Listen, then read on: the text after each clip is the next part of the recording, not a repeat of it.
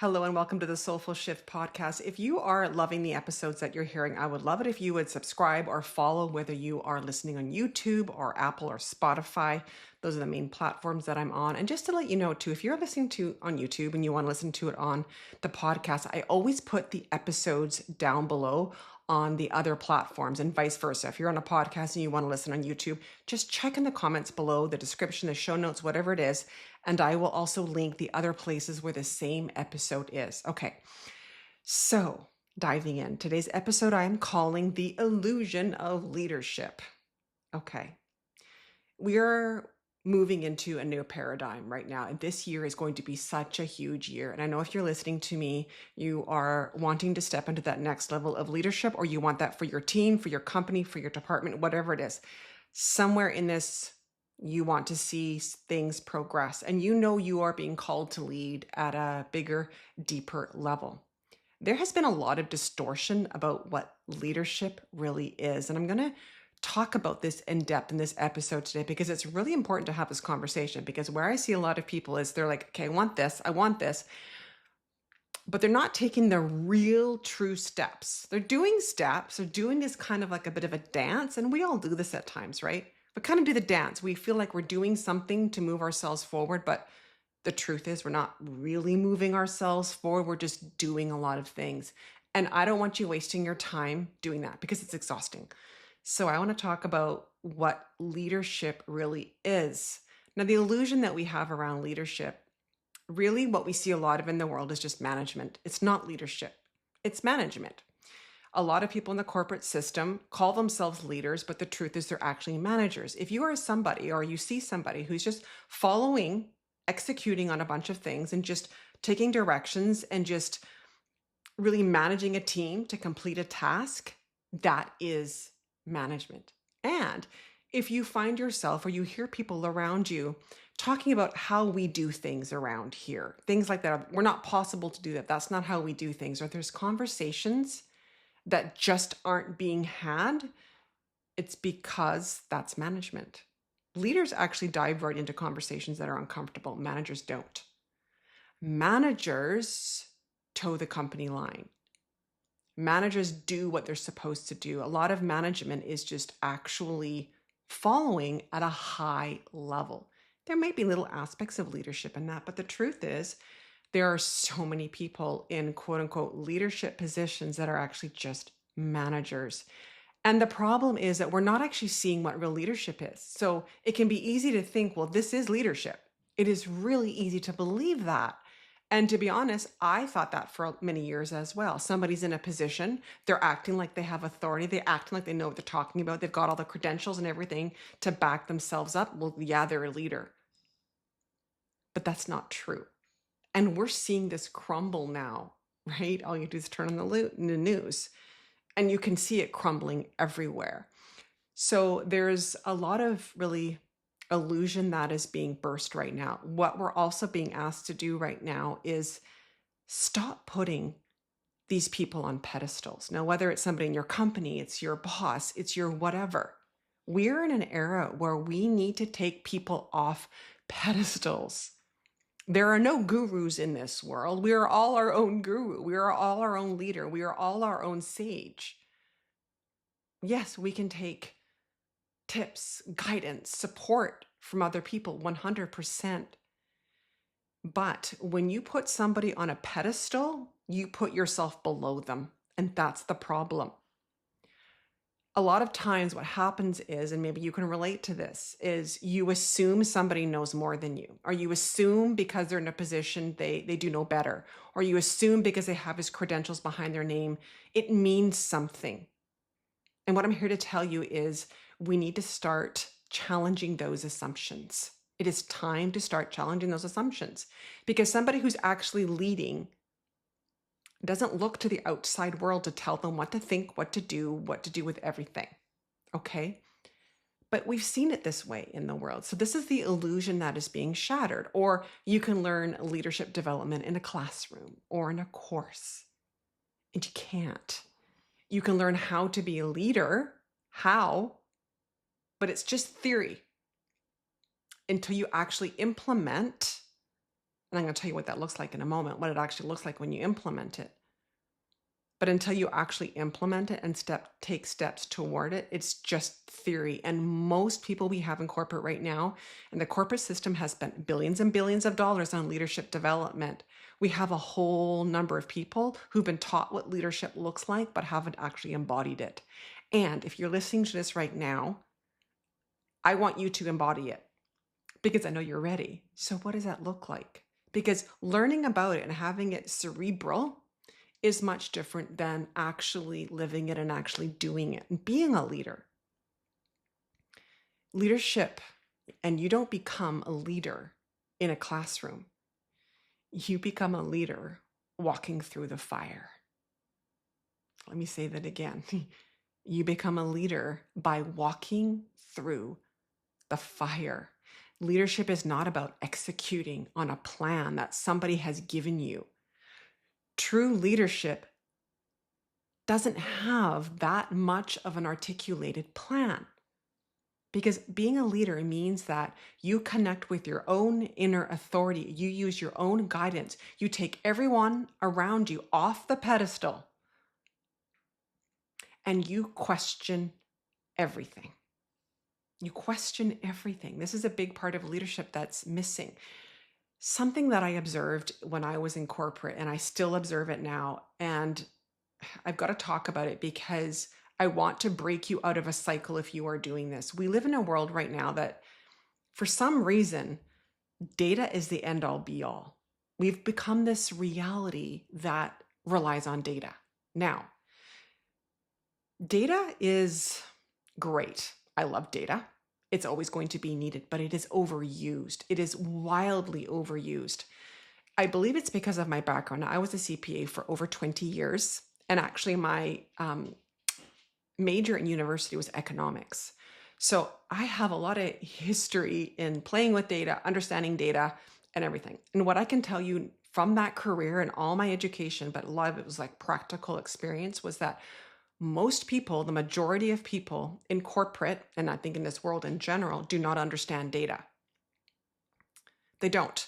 They have one little piece of data and they run with it. They take this little bit here and this little bit here, and it tells a story. And so then we make decisions based off of that. We call that leadership. It's not leadership. Here's the problem. If you have a bunch of data and it's not accurate, it's trying to tell you a story, it is incomplete. Any decision you make off of that will be distorted and incomplete. And we've created this world where we say, well, it's logical. Anybody who doesn't follow the data is, ridiculous, doesn't know what they're doing. And that is completely untrue. And I can say this because I was an accountant. And what I'm going to tell you is, and I've said this in a prior episode, but it needs to be repeated, and also in case you didn't hear that episode, how data works is somebody wants to tell a story. Okay, there is a narrative, a story that wants to be told. And so what do is we look for data. We look for data to support that story. Now, humans do this all the time. Every single one of us does this. So we look for data to support what we want to prove, what we want to show, what we want to believe, what we want others to believe. And that's the world we've created. When I was in accounting, I would often have people come to me like, this is like, give me an analysis of what's going on. And I give them an analysis, a true analysis, and they didn't like it. Let's move. Let's take that number out. Let's not look at that one. Let's not look at that one. Because we want to tell a story. I worked with operations heavily when I was, again, a CPA, like operations in companies. And I'm going to tell you, most people do not understand financial information. They do not understand data. And that's not a criticism, it's an observation. Because we have to see that this reliance on data is not leadership. It's actually trusting things that we shouldn't necessarily be trusting in. When I was in university, and it was an economics course, and I wish I remember who the prof was, but it was one of those moments that changed my life forever. And as an economist, he said, you're looking at data all the time. You're looking at information. But the job of an economist is to understand, what assumptions are you making? in addition to that data that goes with that data. And it stuck with me forevermore. Because what I'm telling you is that everything you see in this world right now, every single one of us is making an assumption about. We see data here, we see numbers there. We're all making assumptions about what that data means. I saw a post this morning on LinkedIn of somebody who said he's been looking for a job for 2.5 years and he's applied on 3,700 jobs. Okay. Now, what do you think when you hear that? What do you think when you hear that data? Do you think, wow, the job market must be awful? Yeah, it really is that bad. The hiring system is broken. Like what story do you conjure up? I don't actually know what that data means. That data to me means that that guy's having a hard time. That's all it means to me. I don't actually know how qualified he is. He said he works at Google. Well, what does that even mean to me? I don't know. Like maybe he wasn't very well respected at Google. Maybe he's had family problems in this time and is having a hard time even just presenting himself a certain way. Maybe I don't know. But there's a lot more information, and we all make assumptions when we hear data. So when I hear a lot of leadership, a lot of managers talking about data and running companies and running systems and running everything through the data, it's not true leadership. That is taking prior information that is incomplete and distorted and making decisions off of it and running with it. And you can see the place that we are in the world right now. Not a good one. So, what is actually leadership? Okay, what is it? If it's not taking the data and making decisions off of data, what is it? It's trusting your inner authority. Now, what happens when you decide that you want the next level of leadership? Okay, now a lot of people have visions of what that might look like. Well, I'm going to apply on higher jobs and I may have to take a course. I may have to do this. I may have to do that. And it's like this lovely logical plan. But what I'm going to tell you is that's not how it works. When you decide that you are going into the next level of leadership and you make that decision, what is going to happen is that every single belief thing that is standing in your way is going to flash right in front of you. It's going to come up in your life. Everywhere you're giving away your power, everywhere you are staying small, everywhere you have limiting beliefs, life, universe, whatever you're going to call it, is going to show you everything that's in the way of you getting to the next level. And this is where most people go wrong, is because they go, well, this shouldn't be happening. This shouldn't be happening. And I'm telling you, it should be happening. That is actually leadership. What leadership is about is actually going, okay, this is what in front of me. How do I deal this in my power, in my sovereignty, in my truth? It's not going, I'm doing something wrong. The only way to the next leadership level in your company, in your career, in your life, is for you to self-lead yourself there. And that means leading yourself through challenging situations, difficult decision points that you wished that you didn't have to go through. That's what leadership is. It's not about adding a development course and going into the next level. And I've got all the credentials. I've got all the qualifications. Leadership doesn't have to do with that. Of course, qualifications always come in this. But again, we've placed so much emphasis on, do I have an MBA? Do I have a this? Do I have a that? And if I do, I should be able to go into the next level of leadership. But if you start to try to go into the next level of leadership and a crisis hits and you crumble and you fall, that's the test. Okay, we get initiated into the next level of leadership. I'm going to give you a few examples of the many, many tests that I've gone through in my life, because I have been doing this work. And I didn't realize when I started doing this, that's what I was doing. I just listened to myself. That's what leadership is, though, is listening to yourself. So for example, like my kids were really, really little and I separated from my family because it was not healthy. Tough. I had 2 small kids and almost 100% custody of my kids.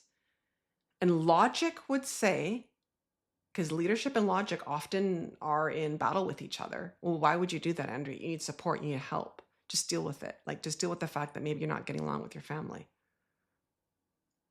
When my daughter was born, my oldest daughter was born, she's 21 now. I spent the first 20 months trying to figure out what was wrong with her because I knew she was on the path to being autistic. And I beat down every door in the hospitals, in like anybody and anybody who would listen to me. I was like, the medical system said, wait till she's 3 and we'll start testing her for autism. I'm like, no bloody way. I'm waiting till she's 3. I'm figuring this out now. That's leadership. There were many times in corporate as a CPA where I was asked to do something that was against my personal integrity, my ethics. And every single time I refused to do it. And I can't tell you how many times I had some very odd situations, very scary situations, to be honest. I'm pretty sure I was going to be fired. I eventually was fired. Why? I wouldn't take the COVID vaccine. Whether you agree with the vaccine or not, it's irrelevant. The point is that if you're somebody who wants to step into that next level of leadership, you are going to have tests. And the tests are going to be, are you really ready? Are you really ready to stand in your truth and in your power? Because if you can't handle the little things, you will not be able to handle the big things. Because what happens is through the fire, through all those initiations, you become the person. Leadership is about identity. So through all those initiations and those hard times and those challenges, the blood, sweat, and the tears, you become the leader. And then when you apply on the next job, it just happens. Or you're leading your team, things happen easily. The test is actually becoming the person. Once you are the person, things become easier because you've dealt with things, because you faced your fears. And nobody can do that but you. Nobody can give you permission, because if anybody gives you permission, it's not leadership. It's not. You have to give you permission, and you need to be able to hold yourself certain and steady when you are doing things that you are freaking uncomfortable, that nobody else is doing. That's leadership. Anybody can fit in. Anybody can follow the rules. That's not leadership. Leadership is standing in your truth when nobody else is. And the data may even prove different to what you're saying. Because again, remember, this is why I talked about data. People rely on data, not understanding. There's so much distortion. If you're looking at the data and you're going, something's not making sense here. The numbers aren't adding up. The math's not mathing. That has been something that has carried me through my leadership journey. And what I walk through with my clients is listening to your inner guidance, listening to your intuition, even when, fill in the blank. That's leadership. It takes courage. It takes guts. But if you want the next level, adding another degree, adding another credential to your resume isn't going to make the difference. That's just adding more qualifications. Leadership is a much different thing. And we are moving into the world right now. We are actually already in it. I want to say we're into the world right now where the gig's up. People are not listening to leaders who just talk, just say stuff that sounds great. The world, the system, the corporate system in industry and everywhere are looking to people who actually walk the talk. And that is what leadership is about, because you actually can't lead others truthfully until you have fully led yourself. And this is the difference. This is embodied leadership. This is true leadership. All right, beautiful soul. I hope this was super helpful. If it was, I'd love it if you liked, subscribe, comment below, tell me what you thought, and share it. If there's somebody in your network who you believe would value from this, please do share this. I'm trying to get these messages out as much as possible. We need this. We need true leaders stepping into their power, and that is you. So, all right, beautiful soul, I'll talk to you soon.